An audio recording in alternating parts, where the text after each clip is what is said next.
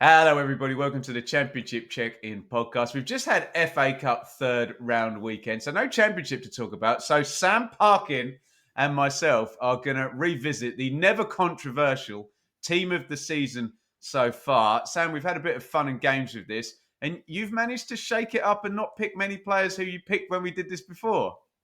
Yeah, it's almost like I don't know, the 3 month team of the season. Yeah, It right. feels like a little bit because your opinion gets swayed by probably the last dozen games or so, rightly or wrongly. There's not too many that have done it maybe consistently across the piece because of injuries come into play as well. And I think a number of the lads that I had early part of the season are now missing. And I don't really want to include people that are potentially not going to be in the reckoning for the teams of the season and the Player of the Year awards because they're not going to be available here on in. So there's a few. There's like Harry Suter, isn't there? Not to give any spoilers away. Chris Rigg, who's been absent a little bit recently. So there's a few that I just don't think on current form can be in there ahead of the guys that I've gone for. But No. great fun as always. And there's still now, I'm looking at my team.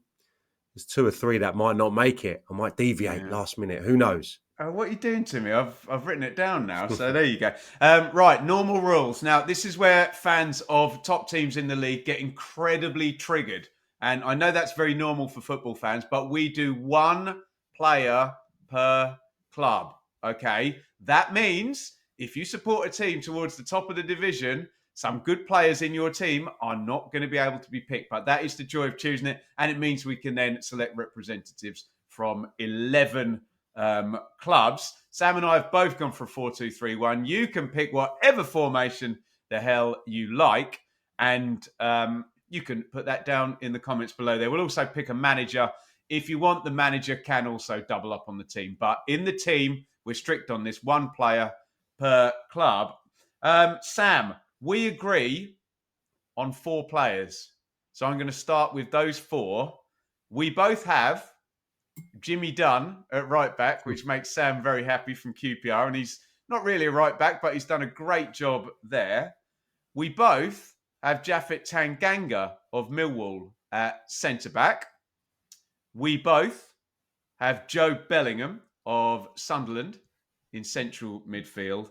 And we both have Borja Sainz of Norwich, despite 6-match ban, which we haven't spoken about, on the left wing. Sam, we don't have time to speak about each and every one player in this team, but you've spoken about Bellingham and Sainz a lot. Do you want to talk about Dunn or Tanganga?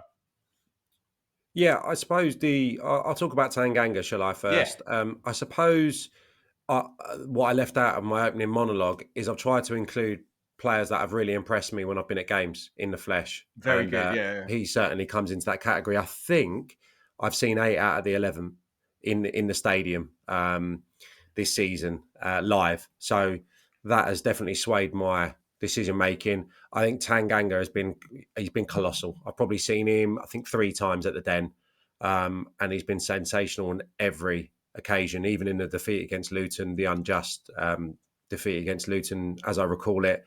He was sensational up against Adebayo and then latterly Carlton Morris. Physically impeccable, quick, and I think initially at Millwall, maybe not that he has loads of the ball, obviously. Not that he's looking to be really intricate with his passing, but I think he's really improved that side of his game as well. I think he's excellent with the ball now as well. Good range of passing. He's basically looking like he's far too good for the second tier. So wait and see what happens there. There must be people looking at him. Must be. I probably expected strong interest in January. We'll wait and see if that happens. But they'll do well to keep hold of him next season because I think he's a Premier League defender in waiting once more, which he was earlier on in his career. Yeah, very much so. Let's move it on. I think we've spoken about Bellingham and Sainz absolutely plenty, and we can talk about the balance of our midfields and 3 off the fronts. Let's round out the rest of our goalkeeper and the rest of our back 4s, Sam. So I have gone for James Trafford in goal. That is my Burnley pick, just on the ungodly number of clean sheets and the shot stopping stuff as well. my other centre back is Pascal Struijk, and it was actually quite weird.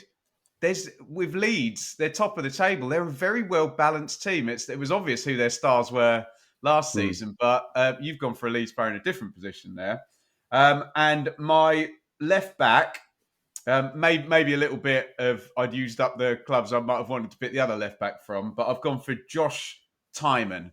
So Sam, who is your goalkeeper, your other centre back, and your left back? My goalkeeper is Johansson at Stoke. I think some sensational individual performances which have really frustrated opponents this season. The Blackburn game, the Sunderland game spring to mind, where it's been virtuoso performances from him. I think kind of across such a long period now, he's been, one of the most consistent goalkeepers for his club, obviously at Rotherham, and then latterly at Stoke. I really like your pick, Trafford. I think people that don't watch a lot of Championship football probably go back to what he's been previously and some of the mistakes and just think he's a little bit of a soft touch. I think he's been brilliant this season, part of that brilliant Burnley back five. So I understand that, but I have got a Burnley player elsewhere who I will come on to in a minute. Left back, I'm going Harrison Burrows, Sheffield United. That's your Sheffield United pick? That's my Sheffield United pick. Again, it's probably short-term bias when I've seen him. And also, I don't think Sheffield United have really hit fifth gear in terms of their attacking play. Suter was my pick earlier in the season. Obviously part of a really watertight defence, not giving away many goals.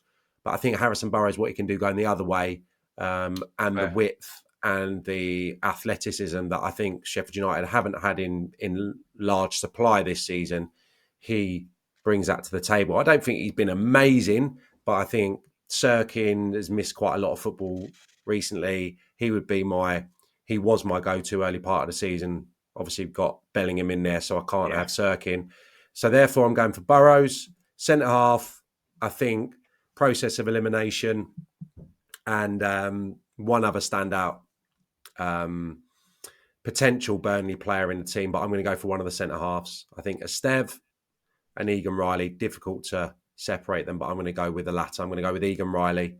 For this team, really competitive without the ball, really strong in the tackle, but excellent with the ball as well. And I just think they are incredible. I just think this is just a sensational feat that we're witnessing at the moment. The lack of chances, let alone goals, that Burnley are conceding, it's no fluke. They are incredibly well drilled, and they've got two outstanding centre halves for the level. So Egan Riley, quite an easy pick for me over some of the other guys that I've got in that back line. Right, let's move into central midfield, and I'm quite interested in your pick actually. So I've gone for Vinny Souza to balance out Joe Bellingham, and it's a bit boring because I've mentioned him on the podcast a lot, so I won't waffle on about how I think he's a massive cheat code. And in terms of that defensive midfield player, he just seems to be way above the level. And you're probably right, actually, Sam, because I was kind of surprised that you didn't pick a Sheffield United attacker, but I haven't picked a Sheffield United attacker either. And it really has been defences on top in the top four as a whole when you look through our teams. And you've gone for Ao Tanaka. Yeah, again, maybe it's a little short-sighted of me just looking at the recent games and weeks. But I think if you ask Leeds supporters right now who's been right at the top of their game, who's at it consistently, he'd be one of the first names out of their mouths. So I love a midfield now when I go to a game, and maybe it's games where I don't know everything about the side, and they've got that number 6, they've got that number 8, and they've got that number 10 defined. Even if it is more of a kind of one sitter with two advance, you have that kind of balance. Everyone's got their strong skill sets within it, and that's what I want from my midfield. So Tanaka's going to be my ball winner. He got that beautiful goal as well recently against Hull, so he's showing that he's got more strings to his bow. But I think for that ball winning, and just the sole reason that everyone questioned whether Leeds were going to have some indifferent results and Good point. Good performances. point. And he has played, I think he came on as a sub, maybe it's Stoke recently. Other than that, he's pretty much played every minute since the absences. And in my mind, probably been slightly more standout than Rothwell in there. So I'm going for him, Tanaka, alongside Bellingham. Are we going to do Bellingham now, or are we going to? Mate, we spoke. Everyone knows why we got Bellingham in there. I think we've spoken about him. Just quickly. Why does he pip the other Sunderland players you could have picked? Well, Riggs obviously been a bit indifferent in terms of appearances and form, maybe recently. Sirkin, same reasons. Isidore would have been a decent enough Yeah, shout. good shout. Yeah. I don't think we're blessed with, strikers that have been overly consistent. There's a couple with good numbers that we'll come on to. So he would have been in my thinking. Who else did we have early part of the season? You had Mundell, didn't you, early part? But again, Mayender as he's well, been yeah. injured, I think. So, yeah, pretty straightforward for me there. Just lovely footballer to watch and can do it all. I mean, who knows where he's going to end up? I suppose you stick him in the heart of the action, don't you? Where he can be competitive, but he can also link the play and show his quickness of thought and his wonderful technique. So stick him in there. He's going to be a standout player, isn't he? Very much so. Let's go to the three across the front, or the three off the main striker, Sam. I don't think we need to talk about science unless you want to talk about the 6-match ban that he's received since we last spoke. But I think everybody, even non-Norwich fans, were kind of looking at him for a good swathe of weeks, where he's saying, "Oh, he's the best player in the league at the moment." In the number 10 position, Sam, I found this tricky because there are two Middlesbrough players I wanted to get in, and you can only get one in. So I did not choose the Middlesbrough player I could have at number 10, and I've chosen Josh Windass. And I know he's played down the right a fair amount as well, but I've chosen Josh Windass just for extra goals because, like you were saying about dearth of strikers, and sometimes a number 10 can virtually be a second striker if you can get them in the box. So I'm not going to play a creative number 10, even though Windass could fulfill that function.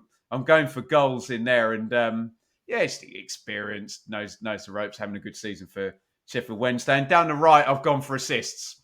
I've gone for Tom Fellows, who's leading the league for assists, and a nice old-fashioned tricky winger. Sam, who have you got alongside Borja Sainz as your three off the front?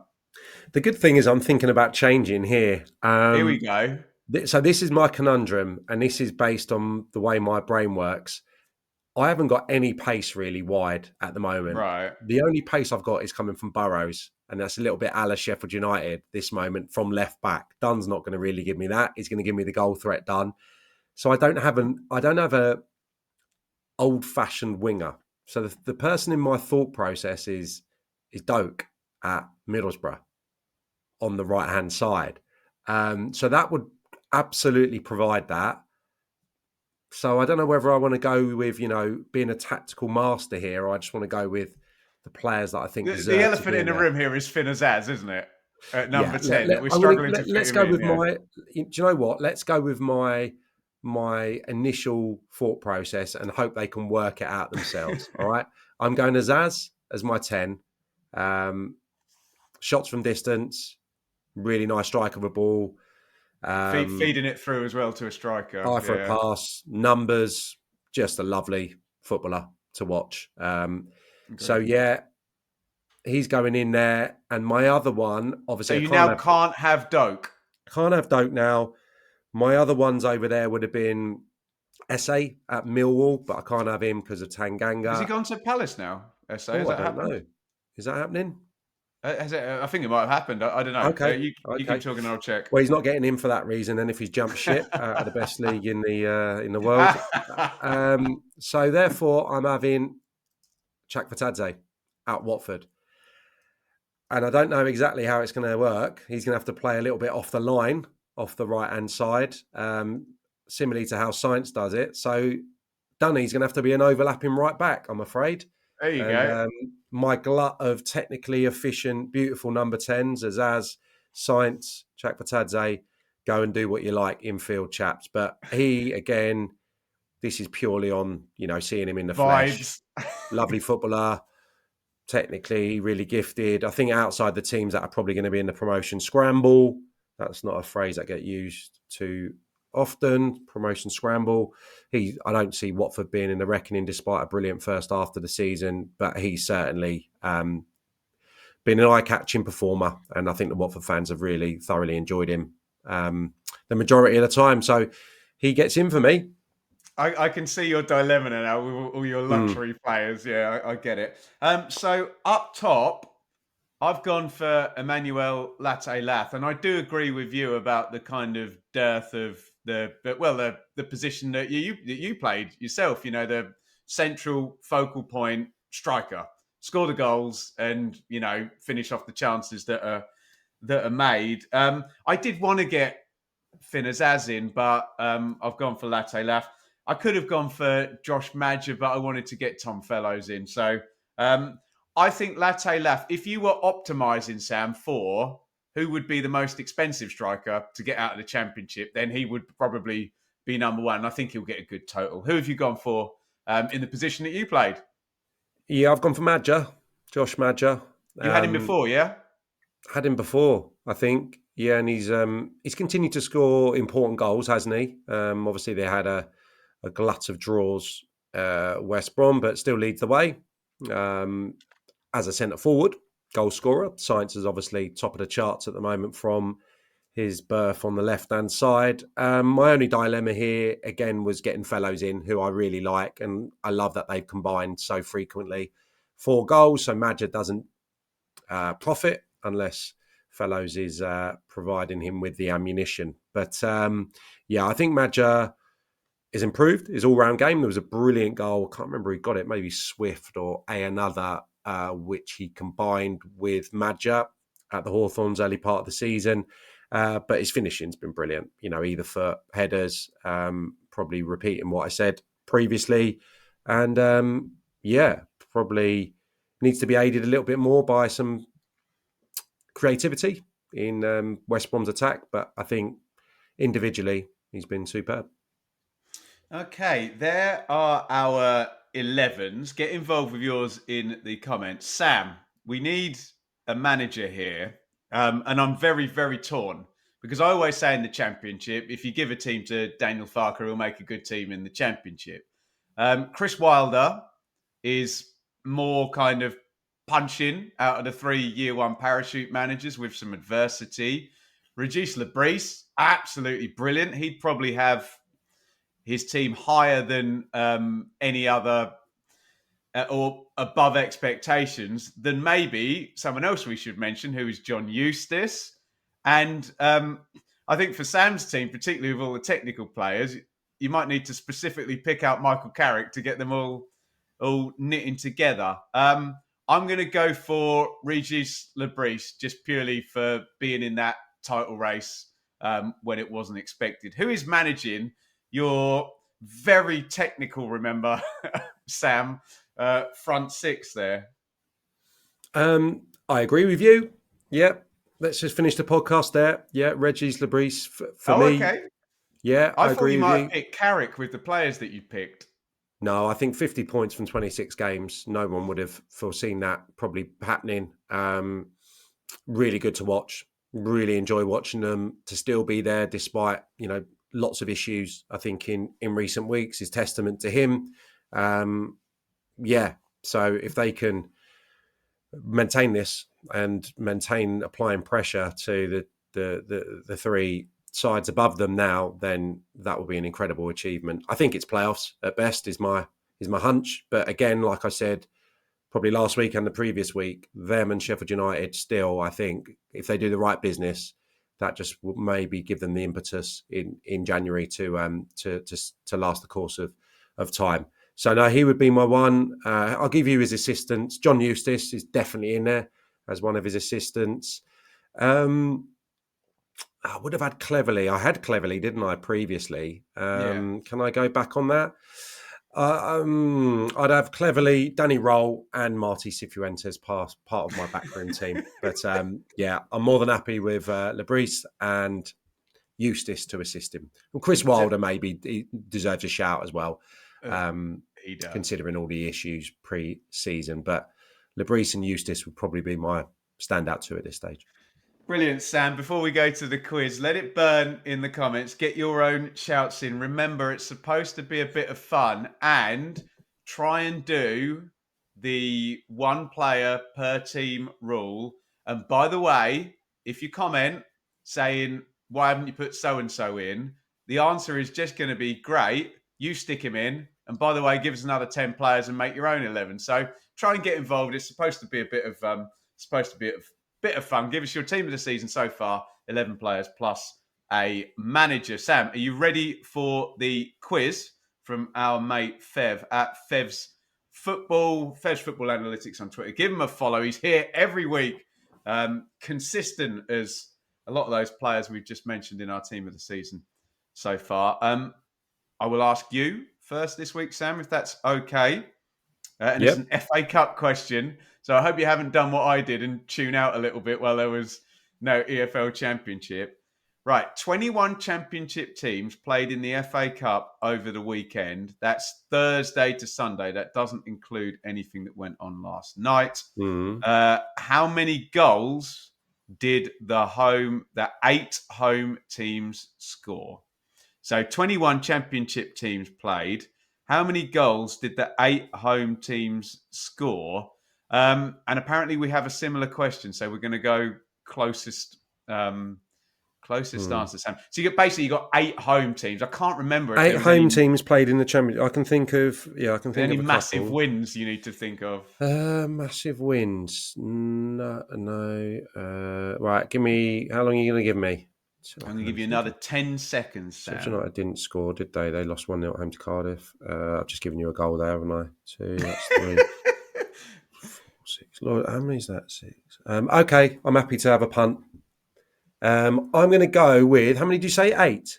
So 8 home teams, yeah. I'm going to go with 9 goals. Okay, 9 goals. Right, I think you need to ask me your question now, and then we can fathom who's coming out on top here. Okay, 21 Championship teams played in the FA Cup over the weekend, Thursday to Sunday. How many goals did the 13 away teams score? Surely fewer.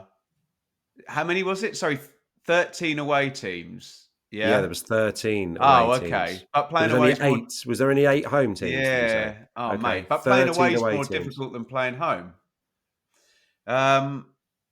Okay. But that's a lot of extra teams, isn't it? So I'm going to go 1 goal higher than you did, Sam. And I'm going to go 10 goals for those 13. No, that's a bit frugal, isn't it? 11 goals for those. Okay. Right.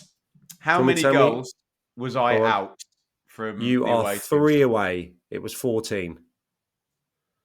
Well, that last minute check has done me really well because you, Sam, were 4 away. They only scored 5 goals.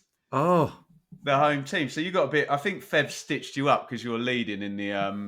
I thought of 3 teams. That's all I could do in that time pressured situation, and there was only 2 goals. So I just thought I knew it was going to be low, but I thought there might be a 2 in there. Never mind. Never mind. All a little bit of fun. And I've had great fun on the Championship Check-In podcast. Quickly, Sam, where can people this coming weekend hear you on the radio or on the TV summarising you out and about? Got a good one Saturday, Cardiff Swansea on TalkSport. So lovely. I would imagine we'll be on 11:30 or 12 o'clock for the build-up down there. I've done a few, actually, over the last few years. Derbies. So, looking forward to that. And more from Sam Parkin on that, because we're about to film the latest round of Championship predictions. So thank you, everybody, for watching, and get your teams of the season so far down there in the comments.